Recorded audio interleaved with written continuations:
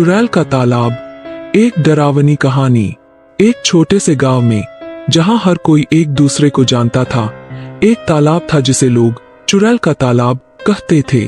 गांव के लोग कहते थे कि इस तालाब में जो भी तैरने की कोशिश करता वह वापस नहीं लौटता। यह कहानी है कुछ युवकों की, जिन्होंने इस रहस्यमय तालाब की सच्चाई जानने की हिम्मत की।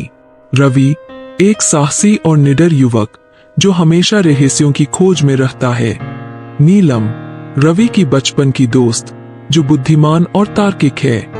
विक्रम रवि का साथी जो मजाकिया और आत्मविश्वासी है, लेकिन अंधविश्वासों पर विश्वास नहीं करता।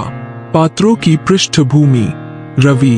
रवि की ताकत उसका साहस और जिज्ञासा है। वह हर नई चीज को जानने की कोशिश करता है। उसकी कमजोरी यह है कि वह कभी कभी अति उत्साहित हो जाता है और बिना सोचे समझे काम कर बैठता है।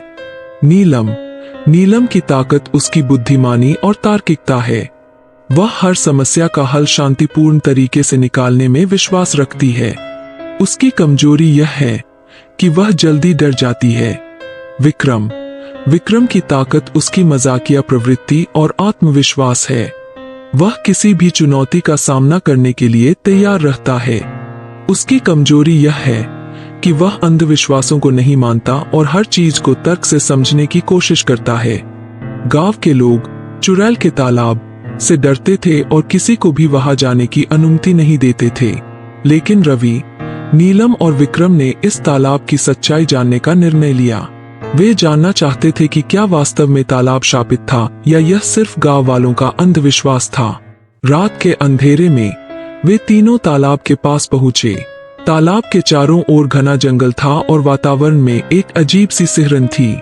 जैसे ही वे तालाब के किनारे पहुंचे, विक्रम ने मजाक में कहा, चलो देखते हैं इस तालाब में क्या खास है, और वह पानी में उतरने लगा।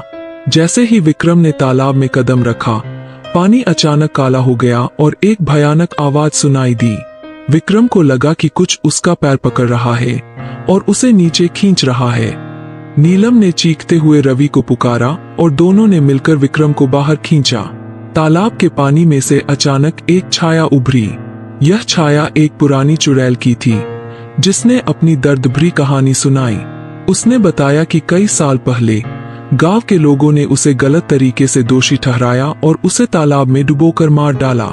उसकी आत्मा अब भी न्याय की तलाश में भटक रही थी। रवि ने चुड़ैल से माफी मांगी और वादा किया कि वे उसकी सच्चाई गांव वालों के सामने लाएंगे।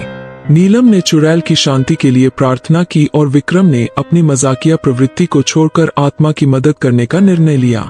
वे गांव वापस आए और सभी को चुड़ैल की कहानी सुनाई। गांव वालों ने चुड़ैल के प्रति किए गए अन्याय के लिए माफी मांगी और उसके लिए एक पूजा का आयोजन किया। पूजा के बाद गांव में शांति लौट आई और तालाब का पानी फिर से साफ हो गया।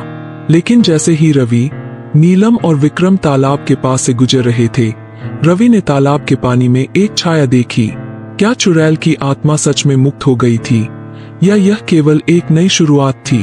क्या चुड़ैल की आत्मा सच में मुक्त हो गई थी, या वह फिर से वापस आ सकती थी? यह रहस्य अब भी अनसुलझा है और इसी के साथ कहानी खत्म होती है।